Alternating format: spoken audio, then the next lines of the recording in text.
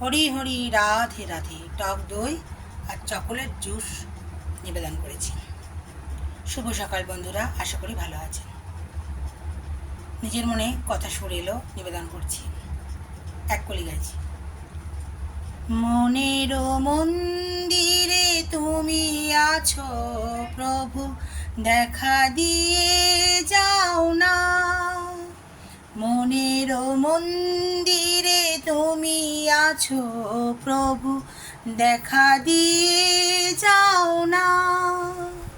মনের মন্দিরে তুমি আছো প্রভু, দেখা দিয়ে যাও না।